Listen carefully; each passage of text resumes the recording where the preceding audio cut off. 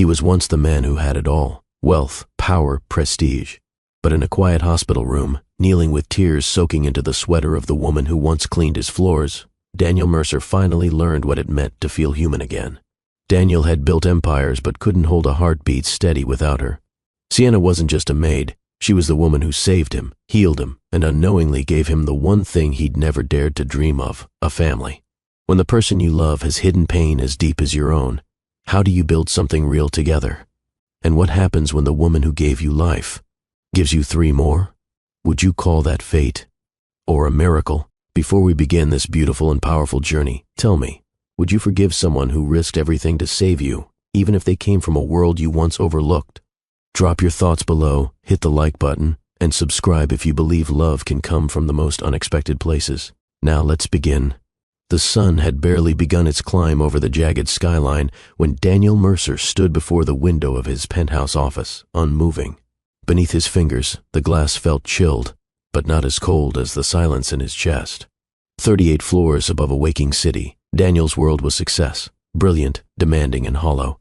He was the CEO of Aster Technologies, a software titan with global reach and billion-dollar evaluations. If you searched his name, you'd find glossy magazine covers, interviews laced with buzzwords, and TED Talks on innovation. But none of that reflected the man who now stood in stillness, watching shadows fade across concrete giants. Behind him, 2 phones blinked for attention. His smartwatch buzzed with calendar updates. He didn't turn. Today, something unexplainable settled in him. An unfamiliar ache, a yearning. Daniel had spent his life in control. From the day he was old enough to wear a tailored suit, he'd been taught to lead, to conquer, to dominate. His father, Arthur Mercer, was legendary in both business and intimidation. The man carried power like a cloak, his words clipped and final. "Emotion is liability," Arthur once said. "The boardroom doesn't run on feelings, it runs on facts." So Daniel grew up believing emotions were best kept locked away, stored in vaults no one had the key to. His mother, Celeste, tried to offer warmth in her own distant way. She brought him books, classical music, and brief kisses on his temple, but she never lingered long. Theirs was a home of curated beauty, not lived-in love. The mansion echoed with quiet dinners, separate schedules, and antique furniture that no one dared sit on. As a boy, Daniel learned to sit straight, speak with precision, and never cry, especially not in front of Arthur. By 16, Daniel was a prodigy. By 28, a multi-millionaire. And by 38, the sole force behind one of the fastest-growing tech companies in the world. He had investments in quantum computing, AI, and green energy. His empire reached across continents. But he couldn't remember the last time someone asked him how he was feeling, and meant it. His relationships mirrored his business model: efficient, goal-oriented, and temporary. He dated elegant women who dressed for galas and spoke in curated sound bites. He once came close to settling down.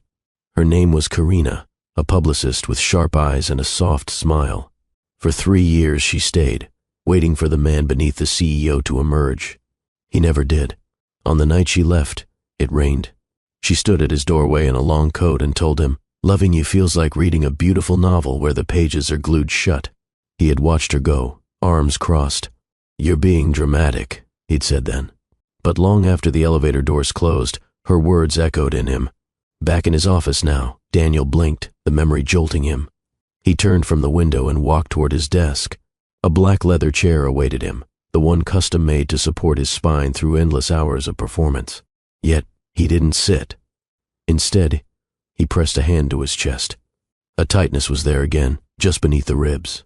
It had started subtly a few weeks ago. A flutter, a fatigue he couldn't explain. He'd blamed it on jet lag, caffeine, or stress. But now, the tension grew. He forced a breath. Not now. Not today. He had meetings, memos to sign, a call with the Singapore office. Everything was scheduled, timed, and organized to the minute. But when he stepped into the shower later that morning, the warm water hit his back like 1,000 needles. He gripped a marble counter as the world tilted, his vision blurred. A sharp pain exploded across his chest, like lightning. He crumpled to the floor. For a terrifying second, there was only silence. Then, footsteps, a cry, the shatter of a porcelain cup hitting tile. "Sir," that voice. He felt hands, urgent, trembling, pressing his chest. Another voice, panicked, barked into a phone. Yes, he's not breathing. I need an ambulance right now. Then, darkness. When Daniel opened his eyes, he was in a hospital bed. Monitors beeped in steady rhythm. A tube ran from his arm. His chest ached. He tried to speak, but only managed to croak. Then he saw her. Sienna. She was seated at his side, a cardigan pulled tight around her, a medical magazine folded in her lap. Her eyes widened when she saw him stir. "You're awake," she whispered, standing quickly. "Don't move. The nurse said to call them the moment you opened your eyes." His voice broke. You found me." She nodded. "You didn't show up for your 9 a.m. meeting. I had a bad feeling. I found you on the bathroom floor." The memory struck like a blade. "You called for help," he murmured. Sienna hesitated. "I did more than that. You weren't breathing. I started CPR. I didn't know what else to do." He turned his head slowly. "You saved my life." She lowered her gaze, brushing a loose strand of hair from her face. "I was just doing what anyone would."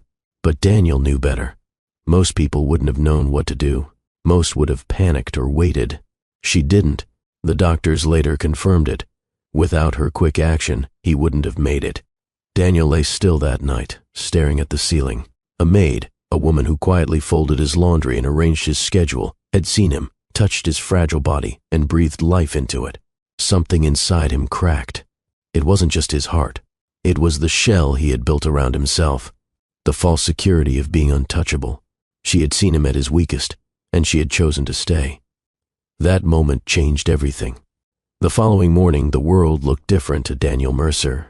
Still wrapped in hospital sheets, he stared through the window at the pink hue of dawn and felt like a stranger in his own life. The heart monitor hummed beside him, a mechanical reminder that time hadn't stopped just because his life had. Outside, business continued.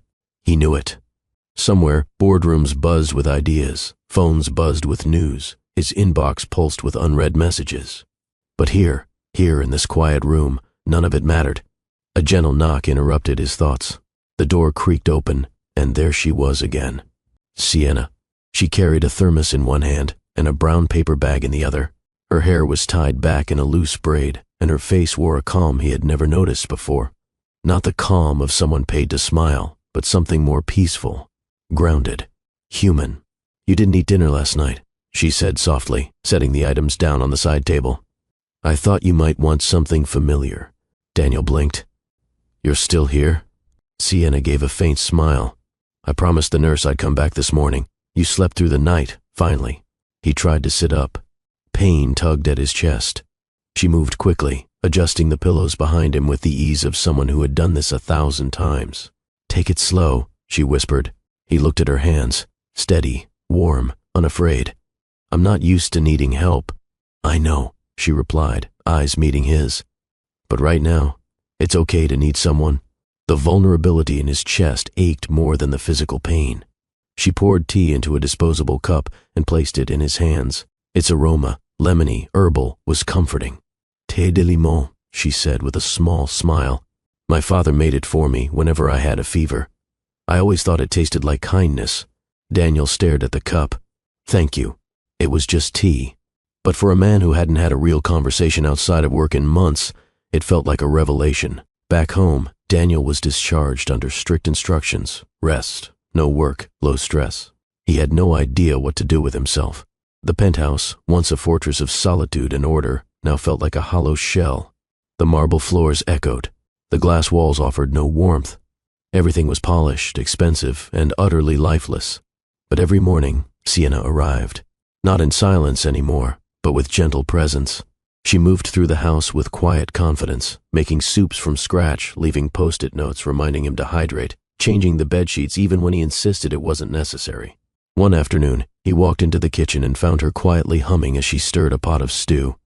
He paused in the doorway, listening. The melody was old, something nostalgic, something comforting. It wasn't the kind of song you heard on playlists. It was a lullaby from a different life, passed down generations. She looked up, surprised. "I didn't hear you come in. I didn't want to interrupt," he said quietly. "That song, it's beautiful." Sienna smiled. "My grandmother sang it to me when I was little. I guess I carry it with me now." Daniel sat at the kitchen island and watched her. For the first time, he saw her not as the housekeeper or the woman who had saved his life, but as a person. A person with a past, a family, a story. And he wanted to know all of it. Over the following weeks, a strange comfort settled between them. In the mornings, she would sit on the edge of his bed with tea and warm food.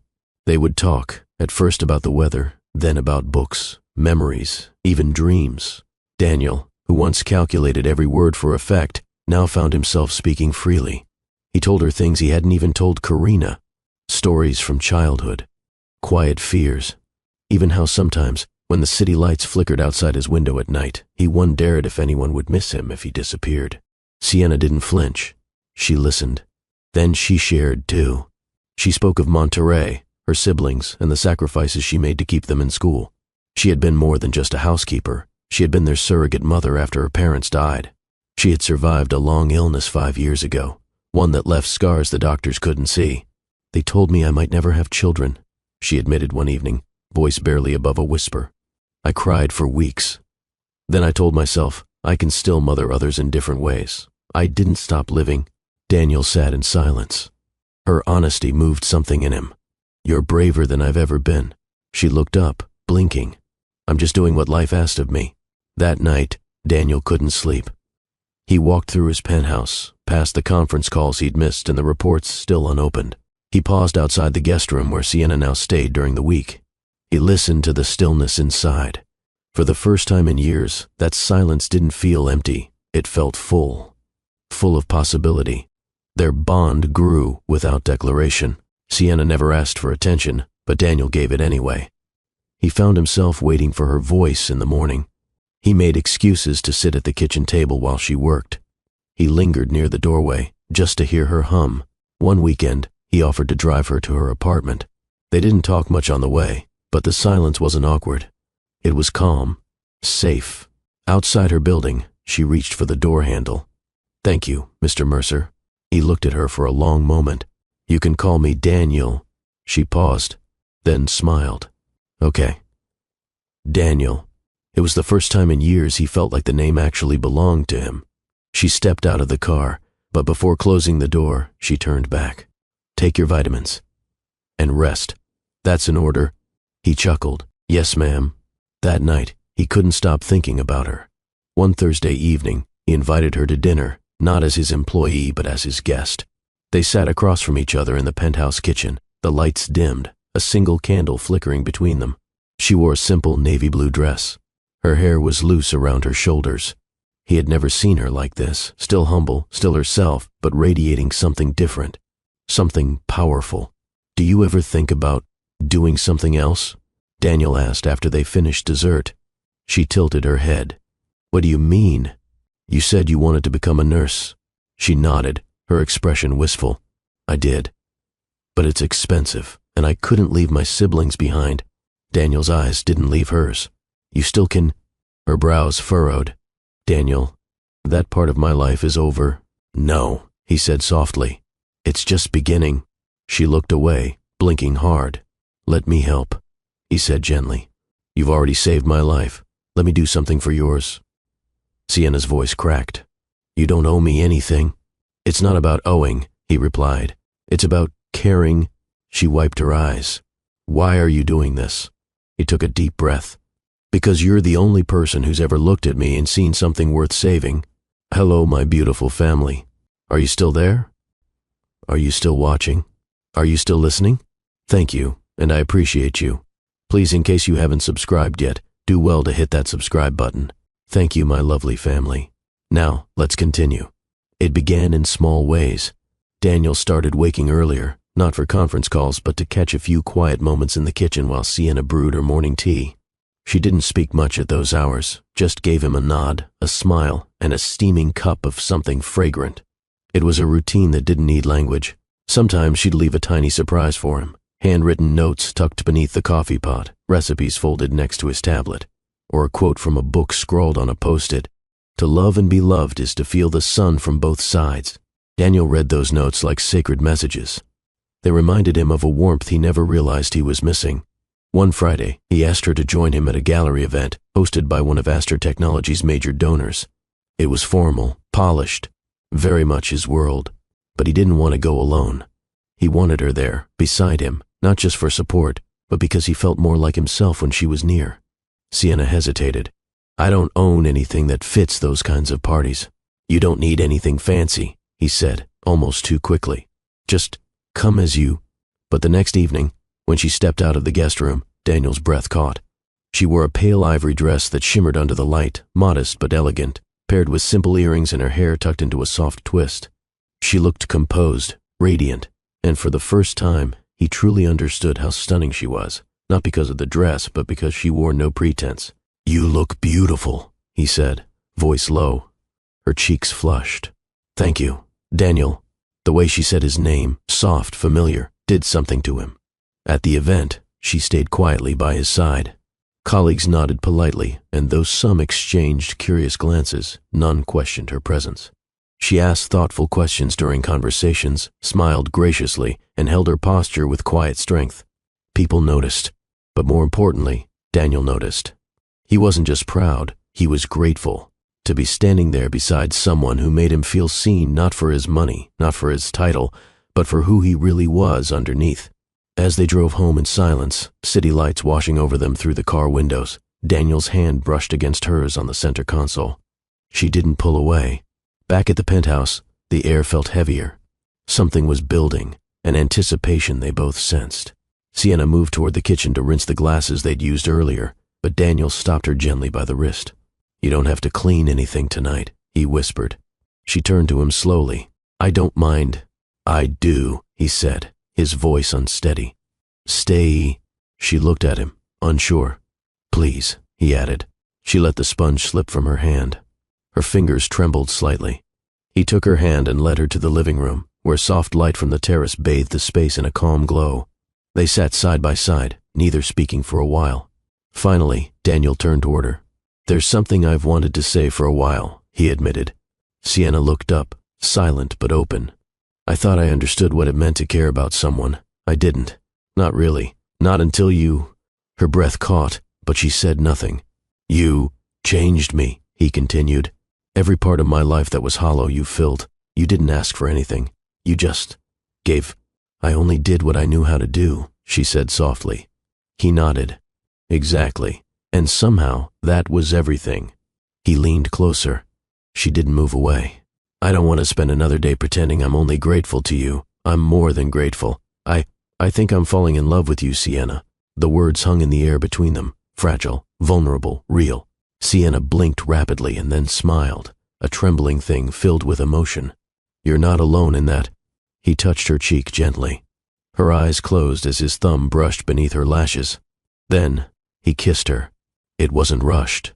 It wasn't polished. It was the kind of kiss that carried months of emotion behind it. Quiet dinners, silent hospital rooms, long glances over soup and spreadsheets. It was everything Daniel had been too afraid to admit. When they finally pulled away, she rested her forehead against his. "You really mean it?" He nodded. "I've never been more certain of anything in my life." She smiled, and in that moment, they weren't boss and employee. They were two people who had walked through loneliness and found something rare, companionship that felt like home. After that night, the dynamic between them changed, but never lost its respect. Daniel was cautious, careful not to overwhelm her. He gave her space, but every day they found new ways to be together, not as man and maid, but as two hearts learning to beat in sync. On weekends, he'd accompany her to the grocery store, delighting in the way she explained the difference between ingredients from her culture and the ones he'd always known. She taught him how to make empanadas, guiding his clumsy hands through the dough. She would laugh when he burned the edges. He would tease her when she got too serious about folding the perfect triangle. At night, they would curl on the couch with her grandmother's blanket draped over them. He would read aloud from whatever book she had borrowed from the local library, stumbling over Spanish words she translated with a patient smile. It wasn't passion driven by heat or impulse. It was slow-burning, tender, and certain. One evening, after a long walk along the waterfront, Daniel asked, "Do you think this is real?" Sienna stopped walking. The breeze lifted her hair. "Yes," she said, without hesitation, "but it's also fragile and precious. We have to take care of it." "I will," he promised, "every single day." The next week, Daniel hosted a private dinner for a few close friends and investors. It was his first public appearance since his health scare. He didn't introduce Sienna as his housekeeper. He introduced her as someone who means everything to me. There was a pause, then polite applause. Some smiled. Some exchanged surprised looks, but none of it mattered. What mattered was that she took his hand under the table and held it tight. Later that night, after everyone had left, Daniel stood barefoot in the kitchen, sipping a glass of wine. Sienna joined him, wrapping her arms around his waist from behind. "You didn't have to do that," she whispered against his back.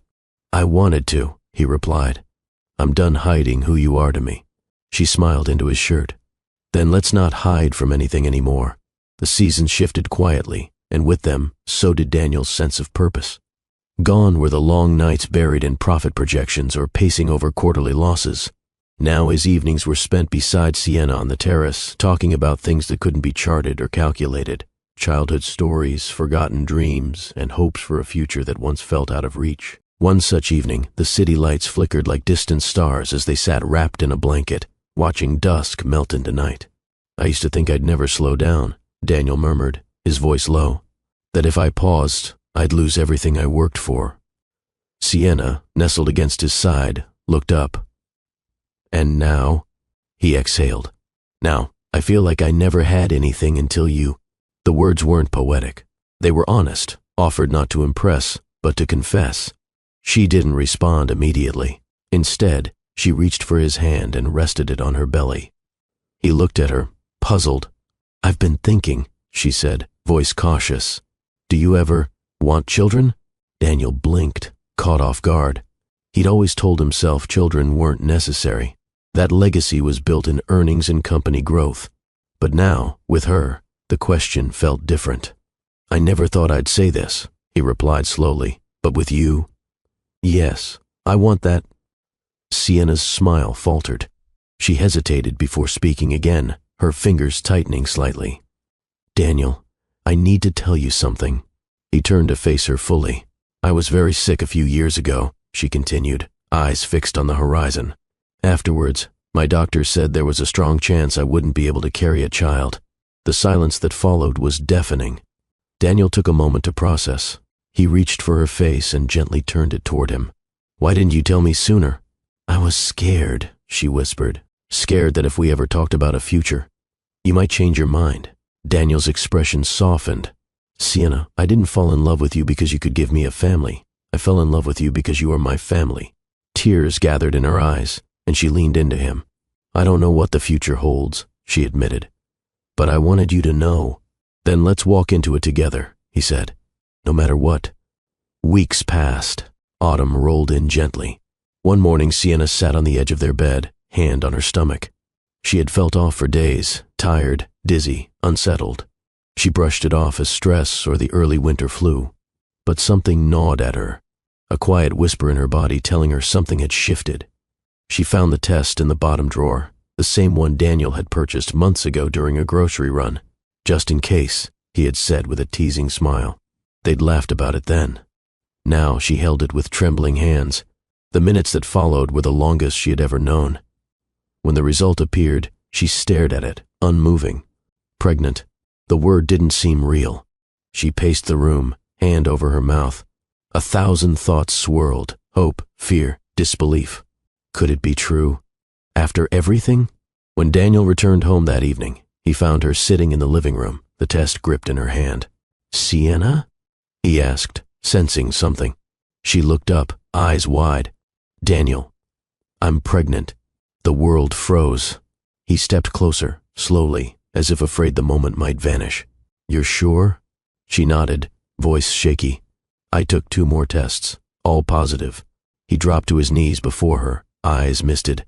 "We're having a baby?" She nodded again. He let out a laugh, disbelieving, joyful, raw. "This is real." Sienna was already crying. "I don't know how, but yes, it's real." Daniel wrapped his arms around her, holding her close. "You're my miracle," he whispered. "You always have been." The next day, they visited the doctor. The examination room was silent except for the soft buzz of machines. Sienna's hand clutched Daniel's as the doctor performed the ultrasound. After a few minutes, the physician's brows lifted slightly. She turned the screen toward them. I have something to show you, she said. Daniel and Sienna stared at the monitor. There's not just one heartbeat, the doctor said gently. There are 3. Daniel's mouth fell open. Sienna blinked in disbelief. 3, she gasped. The doctor smiled. Triplets, all strong, all developing beautifully. The word echoed like thunder. Triplets. Daniel slumped into the chair, dazed. He pressed his hands to his mouth, overcome. Sienna squeezed his hand hard. He looked at her, tears streaming down his face. We're having 3 children. She laughed through her own tears. We really are. I need to sit down again, he mumbled, and they both laughed, overwhelmed by the weight of their joy. From that moment, everything changed. The penthouse was no longer a quiet sanctuary for 2. It became a place of preparation. Books on parenting began to fill the shelves. Baby clothes arrived in bundles, tiny onesies, plush blankets, and miniature shoes that Daniel held like fragile jewels. They chose colors for the nursery, soft sage and warm ivory. Sienna taught Daniel lullabies in Spanish, which he hummed under his breath while painting the walls. At night, they would talk to the babies, imagining what each one might be like. A boy who loved puzzles, a girl who adored music, a second boy who was always stealing cookies from the jar.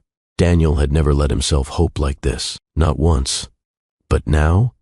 He couldn't imagine his life any other way. Sienna's pregnancy progressed with tenderness and caution. Daniel became fiercely protective. Every appointment, every craving, every sudden yawn, he was there. When she couldn't sleep, he sat beside her, rubbing her back gently and whispering encouragements in both languages. One evening, as they lay in bed, Daniel pressed his ear to her belly. I can hear them, he whispered. Sienna laughed. You can't. Maybe not.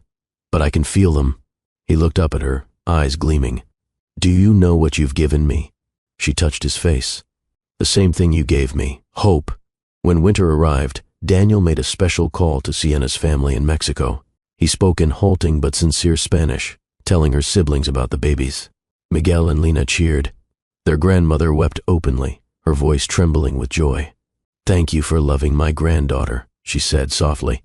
I don't know how I lived before her, Daniel replied. The following week, he arranged for her family to join virtually in a private baby shower. From across continents, they shared stories, songs, and laughter. It wasn't a lavish event.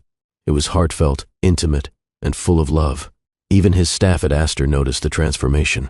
Daniel introduced new wellness programs for employees, paid paternity leave, subsidized childcare, flexible hours. When asked why, he said simply, because families matter more than numbers. One morning, Sienna stood in the nursery, hands on her lower back, admiring the 3 bassinets lined side by side. She turned to find Daniel standing in the doorway, watching her. He stepped forward, placing a kiss on her temple. You've made this place feel alive. She smiled. You helped. He knelt before her and placed a hand on her belly. Are you scared? A little, she admitted. Me too, he whispered. But I've never wanted anything more in my life. And in that quiet moment, with the city lights below and their hearts pressed close, they waited for their miracle to arrive. It happened on a morning bathed in sunlight, the kind of golden haze that makes you believe the world might be good after all. Sienna had been awake since before dawn, shifting restlessly in bed. The babies, so active in the last few weeks, had been unusually still, not silent, just waiting. She sat up slowly, placing a hand on her abdomen. Then came the first sharp ache, followed by another. She breathed through it, calm but alert. Daniel, she whispered. He stirred beside her, groggy but instinctively on edge. When he looked into her eyes, everything changed. It's time, she said, breath shallow. He leapt up, grabbing the pre-packed bag and calling the hospital. Minutes later, they were en route, Daniel's voice a steady reassurance through every bump and red light. You're doing great, he murmured. We're almost there. Her hand squeezed his, eyes closed. I'm scared, she whispered. I am too, he replied honestly, brushing his lips to her knuckles. But we're going to meet them today. The delivery room was a blur of soft lighting, bustling nurses, and calm instructions. Daniel stood beside her, fully gowned, eyes locked on hers. He couldn't stop touching her forehead, whispering words in her ear, words he didn't even realize he knew. Things like, you're not alone. I'm right here. You've got this. Sienna, breathless and focused, never let go of his hand. Hours passed, the pain rising and receding like waves. But when the time came, she bore down with fierce strength, pushed with everything inside her. Then, a cry. A sharp, vibrant wail that filled the room and sliced through the tension like light through fog. Daniel gasped. "That's our son," the doctor said, lifting a squirming, red-faced baby into view. Daniel's knees nearly buckled. Moments later, another cry. Then a third. 3 voices. 3 lives. Sienna collapsed back into the bed, chest heaving, tears flowing freely. Daniel bent beside her, sobbing without shame. "They're here," he whispered, pressing his forehead to hers. "They're really here." In the recovery room, Sienna cradled their daughter, while Daniel held the boys, each wrapped in soft blue and green blankets, eyes blinking slowly, fists curled like tiny stars. He looked between them, awe etched into every corner of his face. "I don't know how to do this," he confessed quietly. Sienna turned to him, eyes kind. "You're already doing it." He kissed the smallest boy's forehead. "I swear to you," he said softly, "I will never let anything take this away from us." And he meant it, because for the first time in his life, Daniel understood love as something not built on performance or expectation, but as a promise. The days that followed were a blur of lullabies, midnight feedings, and diaper changes that left Daniel more exhausted than any all-night negotiation ever had. But he never once complained. He learned how to warm bottles to just the right temperature, how to rock the bassinets with the perfect rhythm, and how to hum tunes that calmed the cries. And when all 3 babies were finally asleep, he would sit beside Sienna, watching her breathe as she dozed, hair tousled, lips parted slightly in peaceful fatigue. "This is my real life," he whispered one night, looking at them all. "This is everything I didn't know I needed." One afternoon, a month later, Daniel held a press conference at Aster Technologies headquarters. Journalists gathered, expecting news on a merger. Instead, he stood before them in an open-collar shirt, without a teleprompter, and began, 3 years ago, I thought success was measured in numbers, that control equaled power, that feelings made you weak. Then I nearly lost everything." He paused. "I survived not because of luck, but because someone saved me. She saved my life. And then she gave me 3 more reasons to keep living." His voice cracked, but he didn't stop. "Today I want to introduce the policy I should have created a long time ago, one that supports the families behind every desk in this company." He announced new initiatives: 6 months of paid parental leave, mental health days, expanded insurance to cover fertility treatments and high-risk pregnancies. The applause was thunderous. But the moment that followed mattered more. As Daniel stepped off the podium, he found Sienna waiting behind the curtain, holding their daughter. He took the baby in his arms and kissed her temple. "You're changing more than this company," she said. "No," he replied. "You are. I'm just following your lead." Back home, life unfolded in patterns. Diaper changes, burp cloths, pacifiers dropped and recovered. Their apartment had transformed from a minimalist sanctuary into a symphony of pastel-colored chaos. Toys littered the living room floor. Baby swings hummed softly in the corners. And Daniel loved it. Every late-night feeding became a moment of reflection. Every CO, a kind of music. Every cry, a reminder of the fragile, beautiful lives now entrusted to him. One night, unable to sleep, he walked into the nursery. The room was lit only by a soft nightlight. He stood quietly, taking it all in. 3 bassinets, 3 sleeping babies. He walked over, adjusting a blanket here, tucking in a tiny hand there. Then he sat in the rocking chair, holding his daughter against his chest. She stirred briefly, then settled into sleep. Daniel looked out the window at the sleeping city. "I used to think legacy meant buildings and billions," he whispered to her. "But it's this. You, your brothers, your mother." He swallowed hard. "You're my legacy." Spring came softly. The first family photo was taken in the garden behind the house. Sienna wore a white dress and held their daughter in her arms. Daniel knelt beside her, the twin boys resting against his chest. They all looked slightly disheveled, but endlessly happy. It wasn't polished. It wasn't staged. It was real. A journalist from a family magazine interviewed them later that month, asking Daniel what had changed most about his life. He smiled and said, "Everything. But mostly, me." Later that week, Daniel brought Sienna a small box wrapped in silver. She raised an eyebrow. "What's this?" "Open it." Inside was a gold necklace, 3 tiny charms dangling from the chain. Each charm was engraved with an initial, M, L, and Miguel, Lena, and the name they had chosen together for their daughter, Amora. Sienna blinked through her tears, too moved to speak. Daniel took her hand. I want you to know, every day with you, every moment with our children, it's not something I take for granted. She leaned into him, resting her head on his chest. I still can't believe we made it here. We didn't just make it, he said. We created it. One morning, long after the triplets had fallen asleep and the house was quiet, Daniel stood once again at the window of his penthouse office. But this time, everything was different. He wasn't alone. Sienna stepped behind him, arms wrapping around his waist. Together, they watched the city below stir to life. He turned to her, brushing a hand against her cheek. I used to stand here and feel nothing, he said softly. She met his gaze. And now? Now, I feel everything. He pulled her close, pressing a kiss to her forehead. In the nursery down the hall, a soft cry began. Sienna smiled. That one's yours. He chuckled. Gladly. They walked hand in hand toward the sound, ready to face whatever the day would bring, together. 5 years later, the once silent penthouse was no longer a monument to solitude. It was alive, not just with sound, but with meaning. Finger paintings on the fridge, juice cups left half, full on the counters, and small shoes scattered by the door all told a story far richer than any ledger ever had. Daniel Mercer stood at the edge of the backyard garden, sleeves rolled up, shirt damp with morning dew.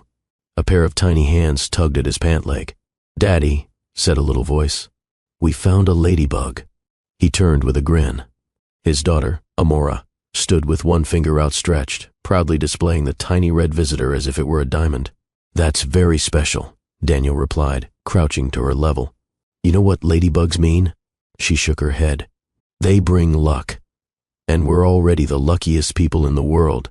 From the swing set nearby, her brothers, Lucas and Mateo, raced in circles, their laughter ringing out like a song that never got old. Daniel watched them, eyes full of warmth. Sienna emerged from the house, carrying a tray of fresh juice and fruit slices. She wore a soft yellow sundress, curls bouncing with every step. Years had passed, but her smile still had the power to make him pause. You're supposed to be resting, he teased as she walked over. I've been resting, she replied, setting the tray down. Now I'm supervising. He wrapped an arm around her waist. You're always supervising, and you're always falling in love, she whispered. Every single day, he answered. They stood for a moment in silence, just watching their children play. It wasn't glamorous, it wasn't epic, but it was theirs, and it was perfect. Later that afternoon, Daniel sat on the living room floor surrounded by building blocks, 2 of his kids trying to construct a lopsided tower while the third colored quietly nearby. A faint breeze drifted through the open balcony doors. Sienna walked in with an envelope. It came, she said simply. He looked up, puzzled. My graduation results, she added. He blinked, stood quickly, and took the envelope with reverence. Opening it, he read the letter. Slowly, twice, then looked at her, eyes shining. You did it. She nodded, voice catching. I did. Daniel scooped her into a hug, the letter fluttering to the floor. The triplets cheered, unaware of the milestone, but sensing the joy. You're a nurse, he whispered into her hair. After everything, you made it. I made it because you believed I could, she replied. No, he said. You did it because you never stopped believing in yourself. They held each other for a long time, letting that moment wash over them. That night, the kids were tucked into bed. Laughter had faded into lullabies, and the quiet glow of the moon spilled across the nursery. Daniel sat in the rocking chair watching them sleep. Sienna entered quietly and sat beside him. I was thinking, he began softly, about the first time I saw you. She smiled. When you passed out on the bathroom floor? He chuckled. No, before that. You were checking pantry stocks. You had a pen behind your ear, humming to yourself. I remember thinking, this woman lives like she's never rushed, even when the world is... She leaned her head on his shoulder. I was nervous that day. It was my first month working for you. You didn't show it, he whispered. But I noticed everything. A pause. Then he added, do you think we were meant to end up here? Sienna looked toward their children. I think we were meant to find each other, she said. And then we chose to build something beautiful. The next weekend, Daniel hosted a small garden party. Not for the bored, not for shareholders, but for the people who mattered, friends, neighbors, fellow parents, and the families Sienna had become close to during her nursing program. It was a celebration, not of wealth, but of milestones, of years survived, of love grown. He stood under the arbor, a mora on his hip, and raised a glass. "I used to believe life was something you had to conquer," he said to the small crowd. "That love was optional. That success meant being alone at the top." He paused, holding his daughter close. "But then I learned that love isn't what distracts us from our goals. It's what gives them meaning. And sometimes, the people who save your life don't wear capes. Sometimes, they carry laundry baskets and make lemon tea." The crowd laughed softly. He looked toward Sienna, who stood near the dessert table, cheeks flushed. "This family saved me," he said, voice thick with emotion. "And every day since, they've reminded me that the most important empire I'll ever build is the one within these walls." He lowered his glass and kissed his daughter's temple. The applause wasn't loud, but it was full of love. That evening, as the sun set, Daniel sat alone on the patio. Sienna joined him, placing 2 cups of tea on the small table. "Thé de limon," she said with a smirk. He smiled. "You remembered. I never forget the things that matter." He looked out at the fading sky. "I don't know what I did to deserve this life." "You let yourself be seen," she said simply, "and you stopped running." He turned to her. "You're everything," he whispered. She reached for his hand. "So are you." As darkness settled and their children slept soundly inside, Daniel and Sienna sat in peaceful silence, sipping tea and watching the stars emerge one by one. There was no dramatic music, no final applause. Just a man and woman who had rebuilt their lives from the quiet ruins of loneliness, who had chosen every day to stay. And in that choice, they found everything they had once believed impossible: love, healing, and a future worth believing in. Love has a way of rewriting even the coldest stories. What began as a moment of crisis became a lifetime of meaning for a man who thought he needed no one and a woman who gave everything without asking for a thing in return. Now I want to hear from you. Have you ever been surprised by love from the most unexpected place? Do you believe people can change? Not just for someone, but because of them? Tell me your thoughts in the comments below. Your story might inspire someone who's still waiting to believe in miracles. And if this story touched your heart, if it made you feel something real, don't let it end here. Tap like to let us know you were here. Hit subscribe to join a family of hearts who believe in the power of second chances. And share this story with someone who needs to remember it's never too late to find love, or to become the person you were always meant to be. Because here at Love and Twilights, we don't just tell stories, we tell your story, one heartbeat at a time. See you in the next tale.